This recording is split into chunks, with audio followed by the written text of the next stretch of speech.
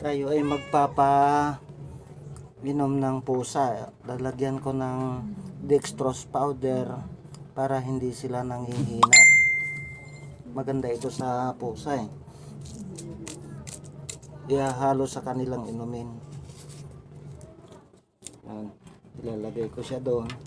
Tapos bubuhusan ko siya ng tubig. Tapos na yan sila kumain eh. So, ngayon, painumin ko na lang sila. Ang pangalan nitong dalawa na to, si Summer at saka si Winter. Si Summer, siya yung nanay. Si Winter, yun yung anak.